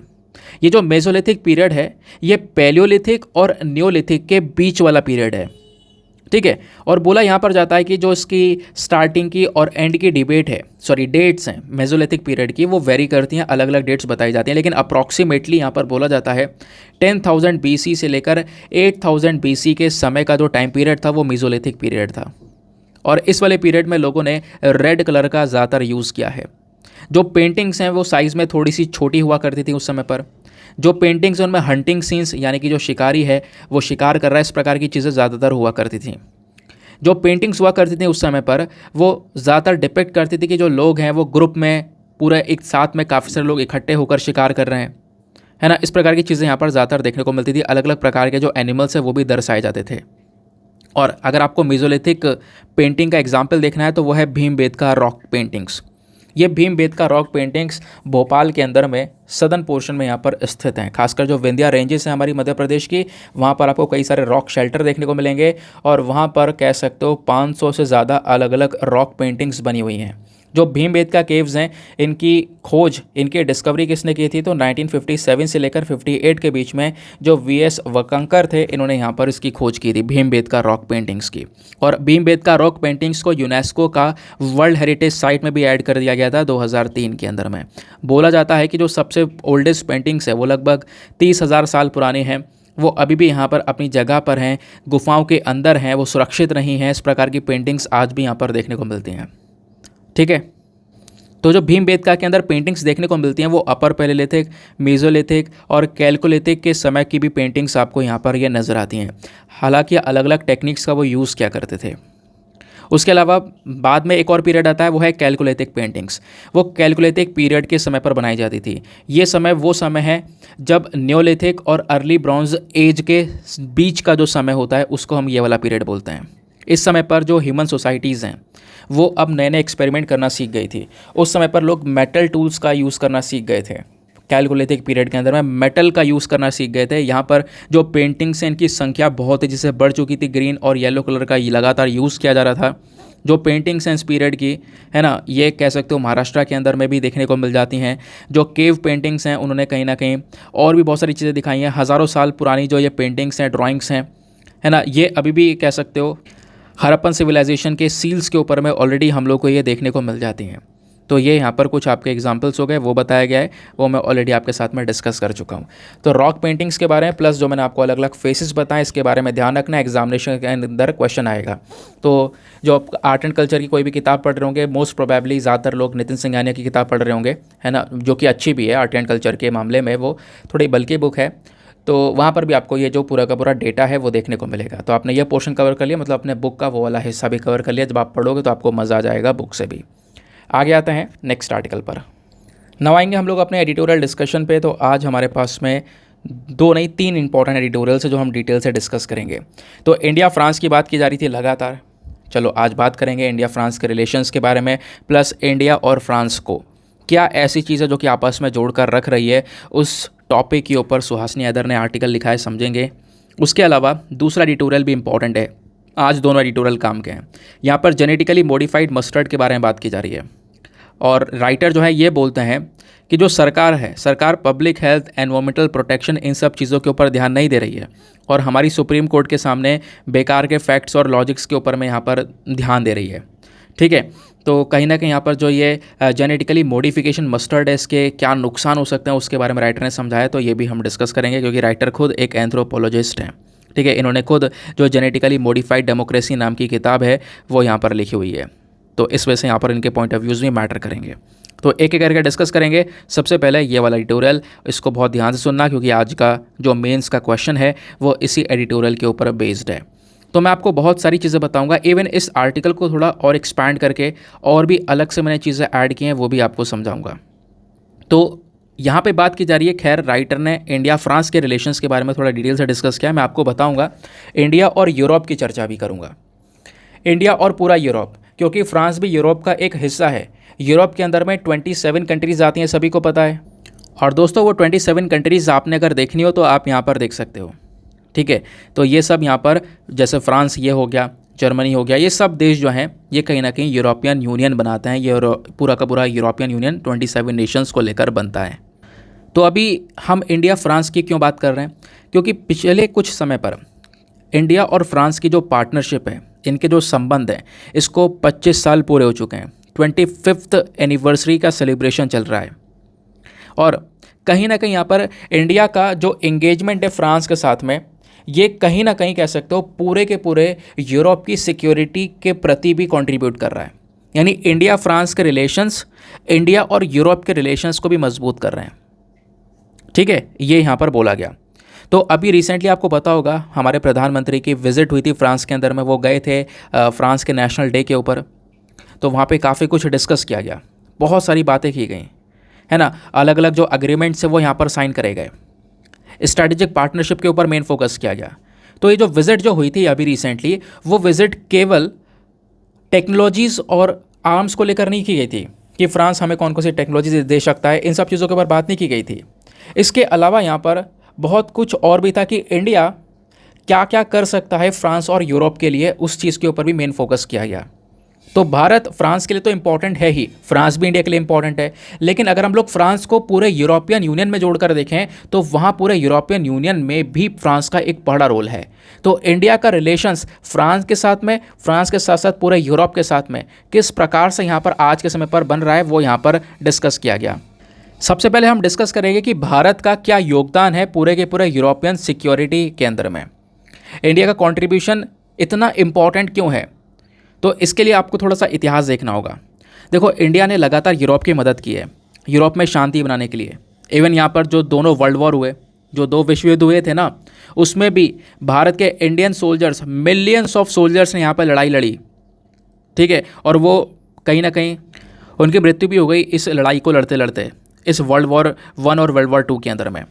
तो यूरोप के अंदर में शांति बनाने के लिए भी इंडिया ने यूरोप की काफ़ी ज़्यादा हेल्प की है। दूसरा, इकोनॉमी के पर्सपेक्टिव से भी इंडिया जो है पूरे यूरोप के लिए इम्पॉर्टेंट है। क्यों? क्योंकि देखो, अगर आप पूरे यूरोप की स्टेबिलिटी और शांति को देखोगे तो वो बना हुआ है अपने ट्रेड और इन्वेस्टमेंट की वजह से, और इंडिया एक बहुत बड़ा ट्रेड और इन्वेस्टमेंट पार्टनर है आज के समय पर यूरोप का। चाहे आप कह सकते हो टेक्नोलॉजी, इनोवेशन या डेमोक्रेसी की बात कर लो, तो इन सब सेक्शंस के अंदर में दोनों अपने रिलेशंस को साझा करते हैं। फिर बात आती है सिक्योरिटी कंसर्न की, सुरक्षा की।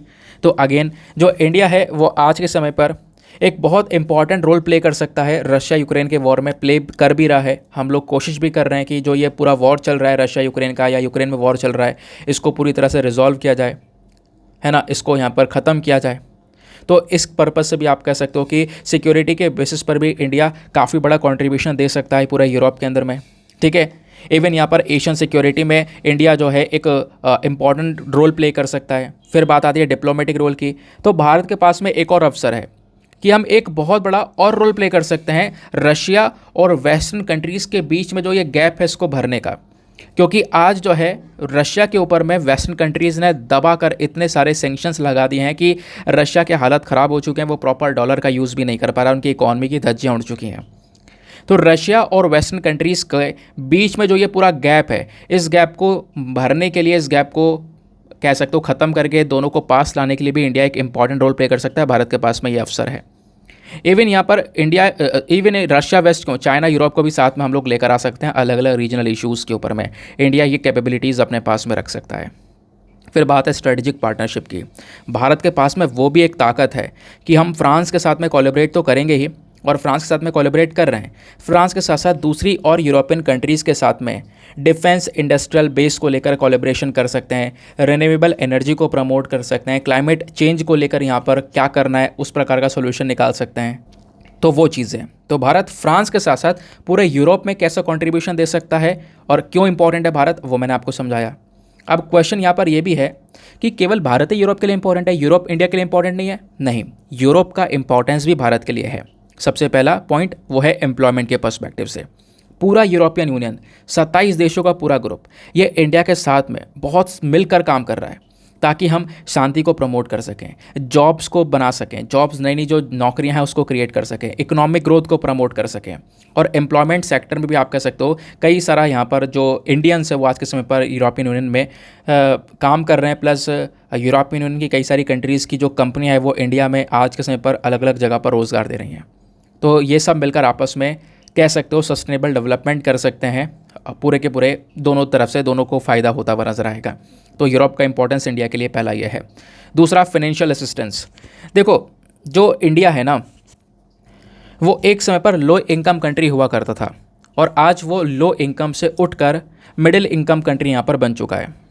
तो यूरोपियन यूनियन और इंडिया का जो कॉपरेशन है, जो इनकी आपसी में दोस्ती है, ये कहीं ना कहीं बहुत पुरानी है और इसमें कहीं ना कहीं कह सकते हो यूरोपियन यूनियन का एक बहुत बड़ा फाइनेंशियल असिस्टेंस हमको मिला है, फाइनेंस सपोर्ट मिला है, पैसों का सपोर्ट मिला है, पार्टनरशिप का सपोर्ट मिला है।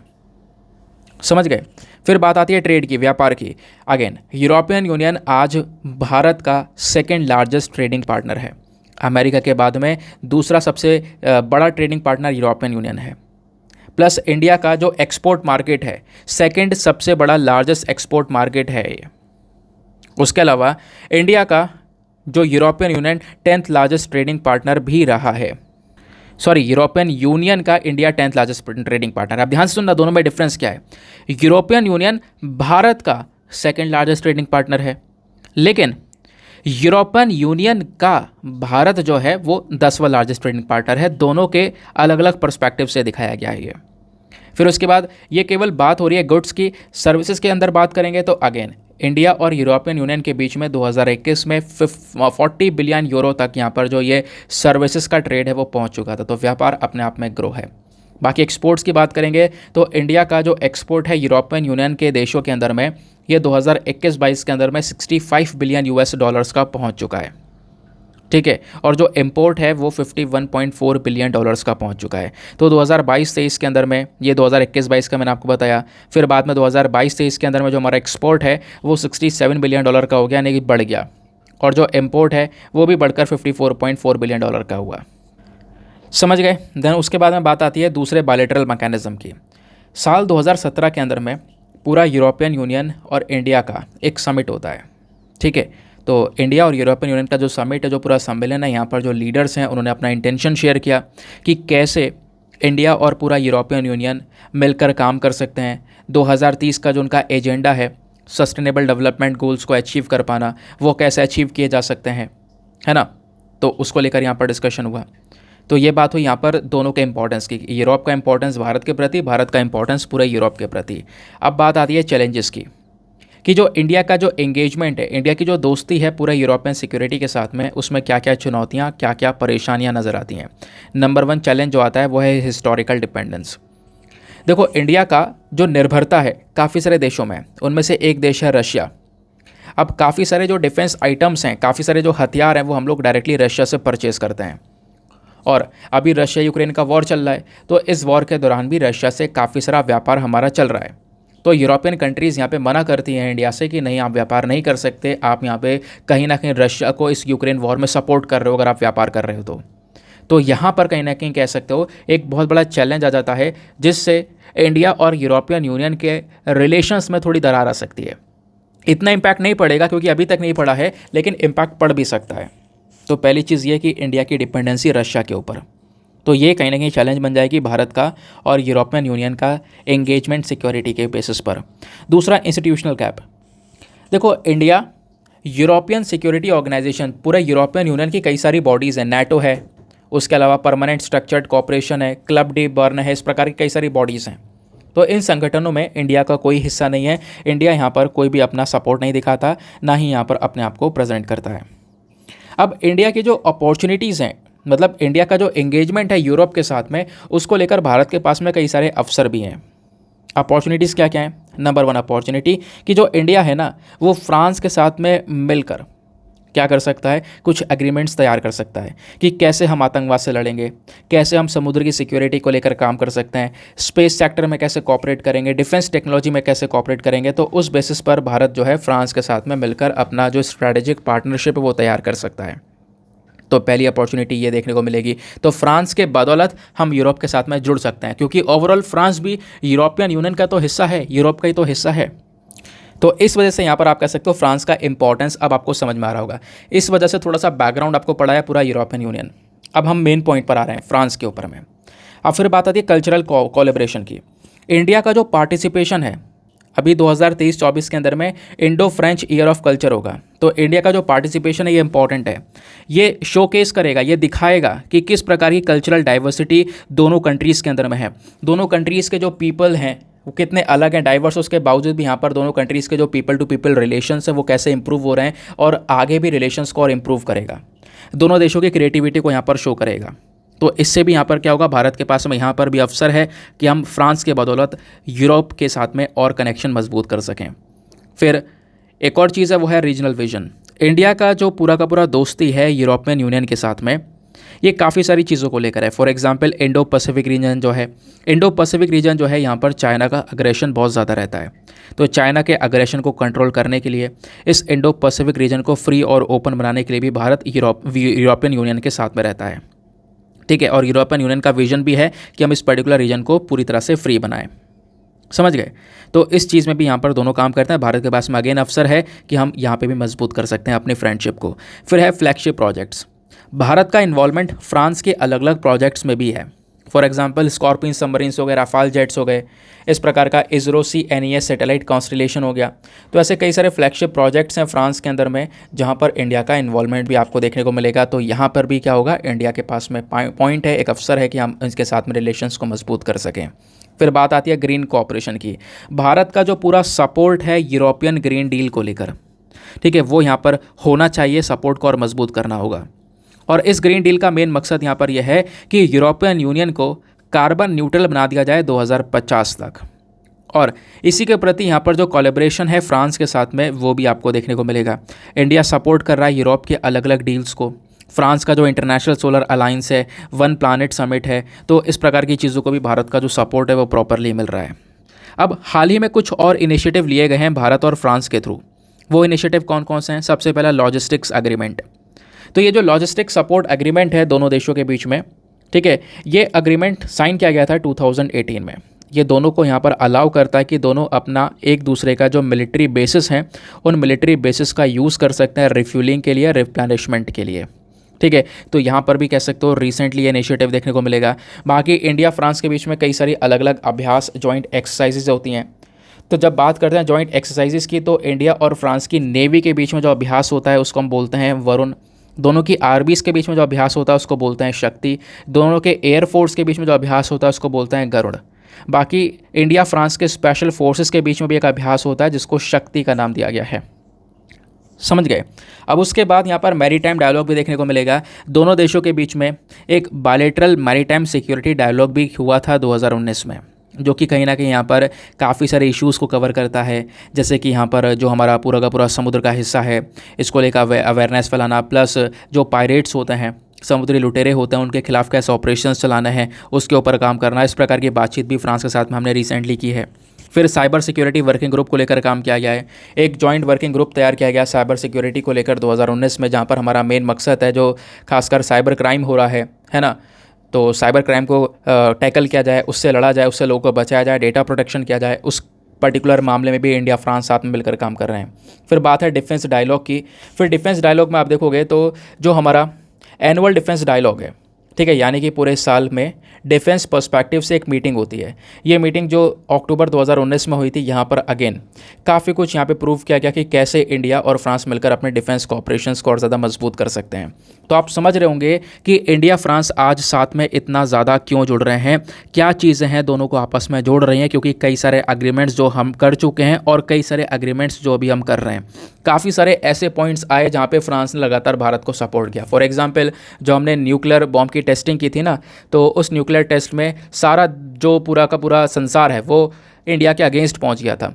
कुछ ही देश थे जो कि भारत को सपोर्ट कर रहे थे, तो उसमें फ्रांस भी था जिसने यहाँ पर भारत की न्यूक्लियर टेस्टिंग को सपोर्ट किया था। तो कुछ ऐसी चीज़ें हैं, इतिहास है जो कि दोनों के संबंध को डिफाइन करता है, ठीक है। और प्रेसिडेंट इमैनुअल मैक्रों के समय पर भी इंडिया और फ्रांस के रिलेशंस काफ़ी इंप्रूव हुए हैं। तो काफ़ी कुछ सेक्शंस है जहाँ पर दोनों के रिलेशंस मजबूत होने की बात की जाती है और होने भी चाहिए। अब इसका वे फॉरवर्ड क्या है? वे फॉरवर्ड यह है कि हमें पूरा यूरोप के साथ में और ज़्यादा रिलेशंस को बढ़ाने होंगे। कैसे बढ़ा सकते हैं? जर्मनी के साथ में कनेक्शंस को इंप्रूव करना होगा। जर्मनी भी भारत का एक इम्पॉर्टेंट पार्टनर है क्लाइमेट चेंज को टैकल करने में, फूड सिक्योरिटी को मेंटेन करने में, दुनिया भर में शांति और सिक्योरिटी को मेंटेन करने के लिए। तो जर्मनी की भी हमें ज़रूरत है। तो इंडिया को यहाँ पे अपने आप को थोड़ा सा यहाँ पे क्या करना पड़ेगा, प्रायोरिटाइज़ करना होगा। और जर्मनी का जो अभी यहाँ पर इन्वॉल्वमेंट है रशिया और चाइना के मार्केट के अंदर में, वो कम हो रहा है। जर्मनी की कंपनियाँ जो हैं वो रशिया और चाइना से लगातार निकल रही हैं धीरे धीरे बाहर, क्योंकि वो दोनों के अगेंस्ट में भी हैं। तो उनकी कंपनियों को हम अपने पास में अट्रैक्ट कर सकते हैं। इंडिया के अंदर वो कंपनी बराबर से निकलेंगी, सीधा हमारे यहाँ पे आ सकती है, इंडिया में इन्वेस्टमेंट कर सकती हैं, भारत में बढ़कर निवेश आएगा, एम्प्लॉयमेंट मिलेगा। समझ गए? दूसरा, यहाँ पे जो फ्रांस है उसके साथ में हमें क्या करना पड़ेगा, और ज़्यादा कॉपरेशन करना होगा। फ्रांस एक इंपॉर्टेंट रोल प्ले कर ही रहा है भारत के अलग अलग प्लान के अंदर में। हमारे कई सारे जो वेपन्स है वो तैयार कर रहा है, वेपन्स बना कर भी दिए हैं, ठीक है। इस पर्टिकुलर कॉन्सेप्ट को देखते हुए यहाँ पर बोला जा रहा है जो डिस्कशंस हैं उनमें हमें कोलैबोरेशंस को और बड़े एरियाज़ पे लेकर आना होगा। हमें क्लाइमेट चेंज वाला मुद्दा भी उठाना होगा, जो लगातार तापमान बढ़ रहा है, साइबर सिक्योरिटी का इशू उठाना होगा, साइंस एंड टेक के पॉइंट ऑफ व्यू पर भी हमें काम करना होगा। तो 3-4 चीज़ें हैं जिस पे थोड़ा कम फोकस किया जा रहा है, उस पर भी फोकस करके हम रिलेशंस को मजबूत कर सकते हैं। उसके अलावा जो नॉर्डिक कंट्रीज़ हैं, ठीक है, तो नॉर्डिक कंट्रीज़ जैसे कि आपकी 5 देश हो गए, Denmark, Finland, Iceland, Norway, Sweden. तो ये आपके 5 कंट्रीज़ हैं नॉर्डिक कंट्रीज़। तो यहाँ पे पॉपुलेशन अच्छी खासी नहीं देखने को मिलेगी, मतलब इतनी ज़्यादा पॉपुलेशन नहीं है, कम आबादी देखने को मिलेगी, कम आबादी वाले देश हैं। लेकिन इनकी 5 कंट्रीज़ की अगर हम लोग जीडीपी मिला दें तो जीडीपी $1.8 ट्रिलियन की हो जाती है। और $1.8 ट्रिलियन कहीं ना कहीं रशिया को क्रॉस कर जाते हैं। पिछले कुछ सालों में भारत ने हर एक यूरोपियन नेशन के साथ में कुछ ना कुछ यहाँ पे कह सकते हो प्लान किया है, और कहीं ना कहीं यहाँ पर कह सकते हो कि किस प्रकार से यूरोपियन नेशन इंडिया के अंदर में डेवलपमेंट के ऊपर काम कर सकते हैं। तो इंडिया हर एक देश को देख रहा है, हर एक देश की अपनी अपनी एक्सपर्टीज़ है। फॉर एग्जांपल चेक रिपब्लिक, ये भी यूरोपियन यूनियन का हिस्सा है, ये ऑप्टो इलेक्ट्रॉनिक्स में माहिर हैं। नॉर्वे टेक्नोलॉजी में माहिर है, मैरीटाइम टेक्नोलॉजी में। एस्टोनिया साइबर पावर में माहिर है ना, अपनी अपनी एक्सपर्टीज़ है। तो उन एक्सपर्टीज़ को हम क्या कर सकते हैं, इंडिया जो है इनके साथ में कोलैबोरेट कर सकता है उस प्रकार की टेक्नोलॉजी को इंडिया में लाने के लिए। तो हमें इन नॉर्डिक कंट्रीज़ के साथ में भी रिलेशंस मजबूत करने होंगे। तो ये वे फॉरवर्ड के तौर पर रखा गया, ताकि यूरोप, इवन फ्रांस, इवन बाकी सारी कंट्रीज़ के साथ में रिलेशंस इंप्रूव हो और उसका एक अच्छा बेनिफिट इंडिया को भी मिल सके। नाउ आता है आज का हमारा मेंस का क्वेश्चन। तो मेंस का क्वेश्चन क्या बोलता है, discuss the significance of India's engagement with European security in the context of 25th anniversary celebration of Indo French strategic partnership. तो आपने बताना है एक इम्पॉर्टेंस कि जो भारत का एंगेजमेंट है, भारत और यूरोपियन सिक्योरिटी की पूरी तरह से साझेदारी है। इस 25वें इंडिया फ्रांस के स्ट्रेटेजिक पार्टनरशिप के एनिवर्सरी के सेलिब्रेशन पर, यानी कि ये जो अभी इंडिया और फ्रांस का सेलिब्रेशन चल रहा है ना, 25वीं एनिवर्सरी हुई है इनके रिलेशंस को मेंटेन करते करते, तो उस एनिवर्सरी के अवसर पर आपने बताना है कि भारत का जो एंगेजमेंट हुआ है यूरोप के साथ में, इसका इंपॉर्टेंस क्या है, महत्व क्या है, प्लस इस पूरे मामले में क्या क्या चैलेंजेस, क्या क्या चुनौतियां और भारत के लिए क्या क्या अवसर हैं पूरे यूरोपियन यूनियन के साथ में रिलेशंस को मजबूत करने में। समझ गए? अब एक बार हिंदी में रीड कर देता हूँ। भारत फ्रांस रणनीतिक साझेदारी की 25वीं वर्षगांठ के जश्न के संदर्भ में यूरोपीय सुरक्षा के साथ भारत के जुड़ाव के महत्व पर चर्चा करें। इस संबंध में भारत के लिए चुनौतियों और अवसर क्या हैं, ये इसके बारे में चर्चा करें। तो 250 शब्दों में आंसर लिख रहा हूँ। आंसर लिखने के बाद में कहाँ पे सबमिट करना है, टेलीग्राम पर जाना, वहाँ पे जाके सर्च बॉक्स में लिखना Deepak Yadav education mains group. Full form लिखोगे आपको मेरे टेलीग्राम चैनल मिलेगा और वहाँ पर 70,000 से ज़्यादा लोग जुड़ चुके हैं। आप भी जुड़कर अपने आंसर्स को लेकर सबमिट कर सकते हो। दोस्तों, जब आप अपने आंसर को लेकर सबमिट करोगे तो साथ ही साथ में एक छोटा सा काम और करना है।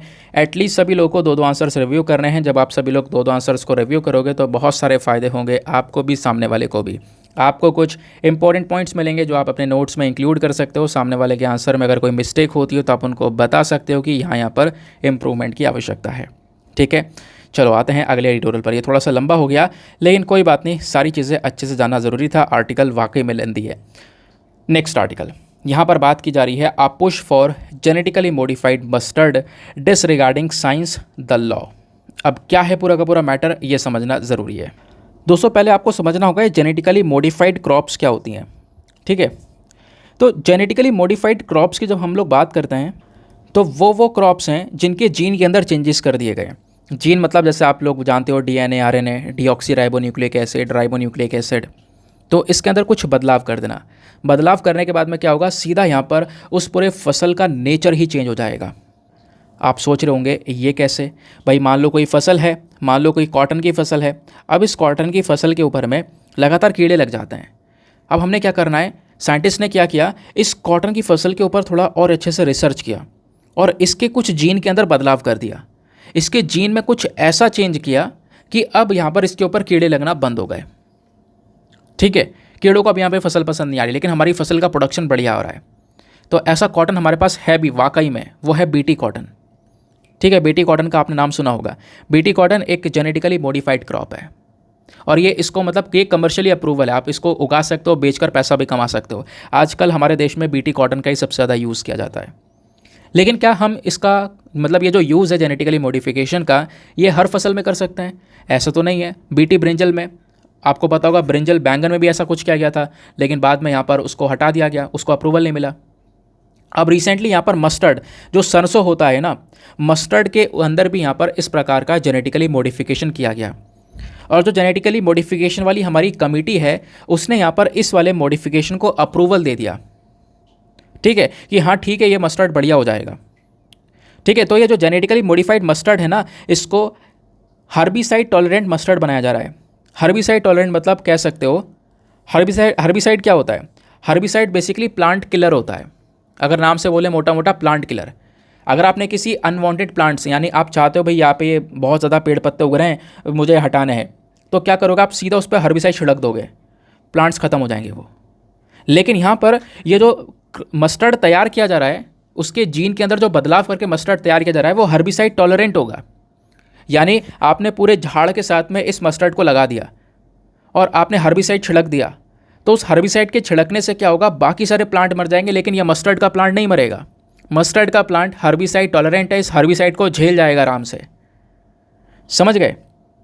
तो ये यहाँ पर इस प्रकार का मस्टर्ड तैयार किया जा रहा है उसके जीन के अंदर बदलाव करके। लेकिन हमारे कुछ एनवायरमेंटलिस्ट अपना कंसर्न, अपनी चिंताएं व्यक्त कर रहे हैं कि ये चीज़ बिल्कुल गलत है, आप विरुद्ध जा रहे हो नेचर के, और काफ़ी सारी इम्पैक्ट पड़ सकता है, नेगेटिव इम्पैक्ट पड़ सकता है हमारे एग्रीकल्चर सेक्टर के ऊपर में। सुप्रीम कोर्ट में केस हुआ, लेकिन यहाँ पर अभी सुनवाई अच्छे से नहीं हो पा रही है। सरकार का रिप्रेजेंटेशन यहाँ पर अच्छी तरीके से नहीं है। सरकार यहाँ पर मजाक में ले रही है इस बात को, ऐसा यहाँ पर राइटर का कहना है। अब राइटर क्या बोलता है मैं आपको वो समझाता हूँ। इनका कहना यहाँ पर यह है, एक बैटल चल रही है एनवायरमेंटलिस्ट के बीच में हमारे सुप्रीम कोर्ट ऑफ इंडिया में। किस किस के बीच में? तो एक तरफ है Delhi university genetically modified herbicide tolerant जो मस्टर्ड है, इसकी जो पूरा मुद्दा है ये चल रहा है, यानी कि ये हर्बिसाइड टॉलरेंट जो मस्टर्ड है ना, इसको लेकर पूरा इशू चल रहा है। तो हमारे एनवायरमेंटलिस्ट के बीच में पूरा बैटल चल रहा है सुप्रीम कोर्ट के अंदर में। तो बोला ये जा रहा है कि जो जेनेटिकली मॉडिफिकेशन वाले फूड होते हैं, इंडियन फार्मर्स हैं हमारे, तो इनके बीच में काफ़ी बड़ा कनेक्शन है। मतलब आप कह सकते हो कि कई सारे जगह पर इनको फ़ायदा हो जाता है, कई सारी जगह पर हमारे इंडियन फार्मर्स को इन जेनेटिकली मॉडिफिकेशन की वजह से नुकसान भी झेलना पड़ता है। जेनेटिकली मॉडिफिकेशन वाली फसलें थोड़ी सी अलग होती हैं। अलग क्यों होती है? क्योंकि मैंने आपको बताया उनकी जो वैरायटीज़ हैं उनमें कुछ चेंजेस कर दिया जाता है, उनके जीन में बदलाव किया जाता है।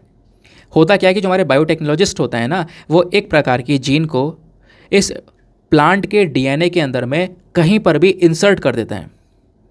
ठीक है, जो जीन है उसका जो लोकेशन है उसको चेक करके यहाँ पर जो बायोटेक्नोलॉजिस्ट हैं वो कुछ यहाँ पर क्या करते हैं, वो जीन को सेलेक्ट करने के बाद में उसमें कुछ बदलाव करते हैं, यानी मॉडिफाई करते हैं, ताकि वो यह जो क्रॉप है उसको हम जेनेटिकली मॉडिफाइड क्रॉप बोल सकें। समझ गए? तो इसी प्रकार से जेनेटिकली मॉडिफिकेशन वाला मस्टर्ड तैयार किया गया, सरसों तैयार किया गया। लेकिन इसको जो तैयार किया गया है ना, इसको बनाया जा रहा है हर्बिसाइड टॉलरेंट, यानी कि हर्बिसाइड जो प्लांट किलर होता है, प्लांट की जान ले सकता है ना, उसका असर इस वाले जेनेटिकली मॉडिफिकेशन मस्टर्ड पर नहीं होगा। इस तरीके का मस्टर्ड तैयार किया जा रहा है। तो इसको बनाना आसान है। इससे क्या होगा? इससे प्रोडक्शन ज़्यादा होगा।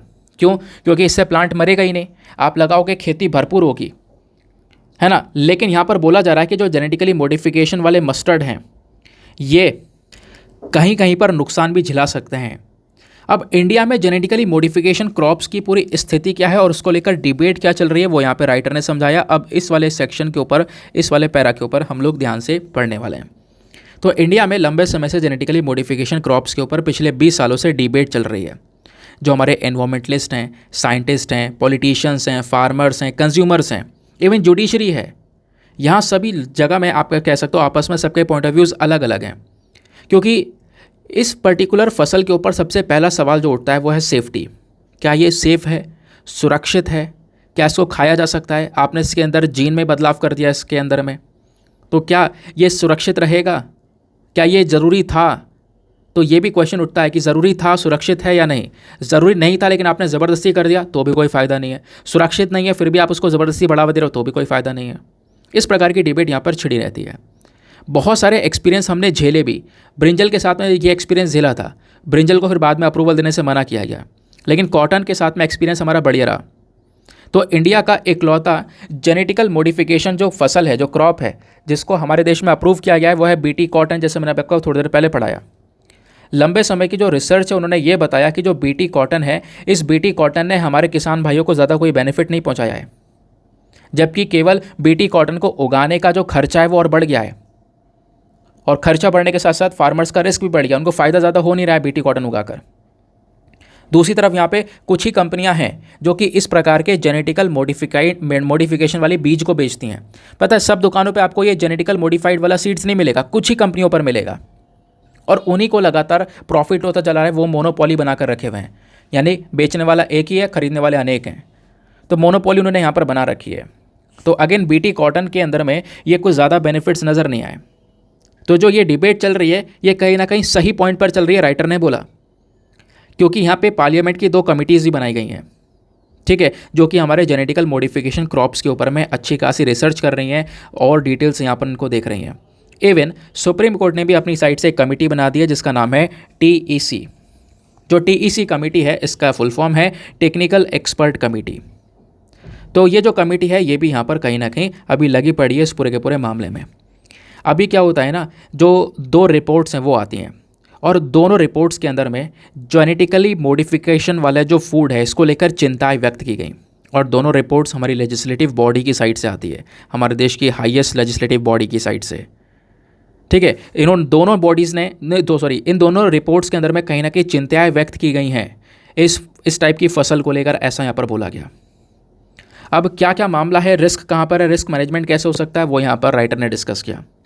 इन्होंने ये बोला कि जो कमिटीज़ हैं इन्होंने लगातार काम करके एक चीज़ ये फाइंड आउट की है कि इंडिया के अंदर में जेनेटिकली मॉडिफाइड क्रॉप वाले सेक्शन में जो रेगुलेटरी सिस्टम है, कंट्रोल करने का जो सिस्टम है वो काफ़ी कमज़ोर है, ठीक है। लोगों को यहाँ पर चेतावनी देने का, आप कोई फूड ऐसा खाना आप रिलीज़ कर रहे हो मार्केट के अंदर में जेनेटिकली मॉडिफिकेशन वाला, लेकिन उसके पीछे के कॉशंस आपको नहीं पता है कि उसका क्या हो सकता है, क्या असर हो सकता है, आपने कोई चेतावनी जारी नहीं की है, तो वो चीज़ यहाँ पर बिल्कुल गलत हो जाएगी। इवन यहाँ पर जो हमारी कमेटी है साइंस एंड टेक्नोलॉजी के बेसिस पर, और प्लस यहाँ पे जो हमारा एनवायरमेंट है, फॉरेस्ट को लेकर जो कमेटी है, ये सभी कमेटी ने अपना अलग अलग रेफरेंस दिया जेनेटिकली मॉडिफिकेशन मस्टर्ड को लेकर। फिर उसके बाद में यहाँ पर सरकार से बोला कि आप एक ट्रांसपेरेंट, यानी कि सभी लोगों के सामने वो इन्फॉर्मेशन हो, और एक इंडिपेंडेंट इसके ऊपर रिसर्च करवाओ। अब क्या हुआ, सरकार यहाँ पे बार बार बोलती है, सरकार ने यहाँ पर कोई ज़्यादा इसके ऊपर काम करवाया नहीं, ज़्यादा रिसर्च करवाई नहीं, लेकिन लोगों की मांग यही है कि आप इसके ऊपर प्रॉपर रिसर्च करवाओ, इस मस्टर्ड के ऊपर रिसर्च करवाओ, क्योंकि एक हर्बिसाइड टॉलरेंट क्रॉप है। यानी कि आप अगर इसके ऊपर प्लांट किलर भी डालते हो, पौधा मारने वाली दवाई भी डालते हो, तो भी ये नहीं मरेगा। और ये हमारे इंडियंस के लिए, इंडियन कॉन्टेक्स्ट में अनसूटेबल है। आप मतलब ये इंडिया में कभी सूट ही नहीं करेगा। ये हमारे एनवायरनमेंट के लिए सबसे खतरनाक चीज़ है। एनवायरनमेंट को सीरियसली यहाँ पर ये हार्म कर सकता है, हमारा जो एग्रीकल्चर है उसको डिस्ट्रॉय कर सकता है। यानी आप एक पूरे खेत में मस्टर्ड उगा दो, बाकी फसलें उगा दो, हर्बिसाइड अगर आप डाल दोगे ना तो बाकी प्लांट खत्म हो जाएंगे, लेकिन ये मस्टर्ड खत्म नहीं होगा। केवल मस्टर्ड की ग्रोथ यहाँ पर देखने को मिलेगी। तो कहीं ना कहीं जो ये केस है थोड़ा चिंताजनक है। काफ़ी सारे जो क्रिटिक्स निकल कर आए हैं जीएम क्रॉप्स के अंदर में, है ना, वो यहाँ पर मांग रहे हैं कि भाई एक ट्रांसपेरेंसी के साथ में रिसर्च निकल कर आए, सभी जो कुछ डेटा है वो सामने निकल कर आए। क्योंकि रिसेंटली यहाँ पर इसको अप्रूवल दिया गया, और वो अप्रूवल देना यहाँ पर कहीं ना कहीं बेवकूफ़ी मानी जाएगी बिना किसी रिसर्च के। ठीक है, तो जो क्रिटिसिज्म हो रहा है वो कहीं ना कहीं सही पॉइंट पर हो रहा है, ये राइटर ने बोला। प्लस अब राइटर बोलते हैं कहीं ना कहीं यहाँ पर इस पूरे प्रोसेस में हमारा जो कोर्ट है उसको भी मिसलीड किया जा रहा है, क्योंकि सुप्रीम कोर्ट में इस केस को लेकर हाल ही में सुनवाई हुई। ठीक है, ताकि हमें यहाँ पर कुछ चीज़ पता चले इस हर्बिसाइड टॉलरेंट क्रॉप के बारे में, इसका लॉन्ग टर्म इम्पैक्ट क्या पड़ेगा, हेल्थ रिस्क क्या है, इसको लेकर यहाँ पर पूरी सुनवाई होती है, पूरा केस चलता है। और सरकार ने इधर से अपना आर्गूमेंट किया कि जो जेनेटिकली मॉडिफिकेशन मस्टर्ड है ना, इसको हमें हर्बिसाइड टॉलरेंट क्रॉप में कंसीडर नहीं करना चाहिए। सरकार ने बोला इसको एचटी वाली क्रॉप में कंसीडर नहीं करना चाहिए। जबकि दूसरे पॉइंट पर सरकार बोलती है कि हाँ, ये जो हमारा जो ये मस्टर्ड है ये एक एचटी क्रॉप है, हर्बिसाइड टॉलरेंट क्रॉप है, ये प्लांट किलर को झेल सकता है, इसके ऊपर कोई भी असर नहीं होगा प्लांट किलर का। लेकिन दूसरी तरफ यहाँ पर सरकार बोल रही है इसको उसमें कंसीडर भी नहीं करना चाहिए।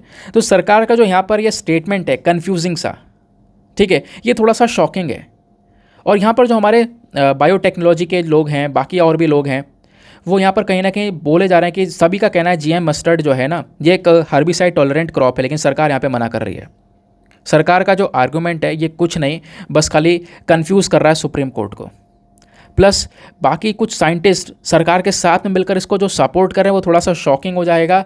और अगर सरकार के साथ में मिलकर सपोर्ट करके वो सुप्रीम कोर्ट में प्रेजेंट होंगे तो कहीं ना कहीं यहाँ पर ये कोर्ट को मिसलीड किया जा रहा है, प्लस पब्लिक को भी मिसलीड किया जा रहा है, क्योंकि जेनेटिकली मॉडिफाइड मस्टर्ड एक हर्बिसाइड टॉलरेंट क्रॉप है। और इस हर्बिसाइड टॉलरेंट क्रॉप का environment, agriculture sector, public health, बाकी सारी नॉर्मल क्रॉप्स के ऊपर में बुरा असर पड़ता है, ऐसा यहाँ पर राइटर ने बोला। ठीक है, तो सरकार जो है ना, सरकार को जो अगर उनके सामने जो फैक्ट्स और लॉजिक रखा गया है वो फैक्ट्स और लॉजिक का वो मजाक बना रही है और कुछ नहीं। और अगर सुप्रीम कोर्ट ने भी इस जीएम मस्टर्ड को अलाउ कर दिया कि आप उगाओ, तो कहीं ना कहीं यहाँ पर एक दूसरा एक नया हर्बिसाइड टॉलरेंट क्रॉप्स हमारे पास में रिलीज़ हो जाएगा, आ जाएगा मार्केट के अंदर में, जो कि इंडिया के पूरे हमारे एग्रीकल्चर सेक्टर को चैलेंज कर सकता है। समझ गए? तो ये था यहाँ पर पूरा का पूरा मुद्दा। आई होप आपको एक अच्छी सी क्लैरिटी मिल चुकी है। दोस्तों अभी वीडियो काफ़ी लेंदी हो चुका है, थोड़ा टाइम भी हो चुका है। एक आर्टिकल और था वैसे, वो मैं आपके साथ में कल डिस्कस करूँगा। ज़्यादा कुछ नहीं है, इंडिया यूएई के ट्रेड रिलेशंस हैं, वैसे मैं ये कवर करवा चुका हूँ, ऐसा नहीं कवर नहीं करवाया है। मैंने आपको बताया था कि यूएई और इंडिया ने डिसाइड किया है जो अपनी खुद की करेंसीज़ है, लोकल करेंसीज़ में अब ये व्यापार करेंगे, तो उसको लेकर ये आर्टिकल है। कुछ ज़्यादा इंपॉर्टेंट नहीं है, लेकिन क्योंकि जो इंपॉर्टेंट बातें थी, पॉइंट्स थे, नोट्स थे, वो सब मैं आपको प्रोवाइड करवा चुका हूँ। तो परेशान ना होना जिन्होंने नहीं पढ़ा है पहले भी, मैं कल आपके साथ में डिस्कस करूंगा। कल वीडियो का जैसे एंड होगा ना, बिल्कुल लास्ट में आपके साथ में कवर करूंगा। बाकी पीडीएफ के अंदर मैं ये सारा डेटा आपको दे दूंगा। पीएम मोदी का जो विजिट हुआ है यूएई के अंदर में, क्या क्या डिस्कशन हुए हैं, प्लस क्या क्या इंडिया और यूएई के रिलेशन है, वो सारे के सारे पॉइंट्स जो है मैं आपको पीडीएफ के अंदर में प्रोवाइड करवा दूंगा। ठीक है, तो ये था हमारा पूरा का पूरा लेक्चर।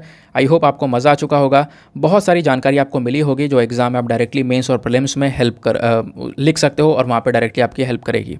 बाकी क्वेश्चन था प्रीलिम्स का, 2021 का जो ACE2 है, इसकी हम बात किस कॉन्टेक्स्ट में करते हैं, तो ऑप्शन नंबर डी इसका सही उत्तर है। जो स्प्रेड ऑफ वायरल डिजीज़ है उस कॉन्टेक्स्ट में इसकी बात की जाती है। वायरल डिजीज़ के फैलने के कॉन्टेक्स्ट में यहाँ पर ACE2 का यूज़ किया जाता है ना। उसी के साथ में करते हैं हम लोग अपने लेक्चर को समाप्त और मिलते हैं आप लोगों से अगले वीडियो में। आज के लिए bye bye, have a nice day, thank you and Jai Hind.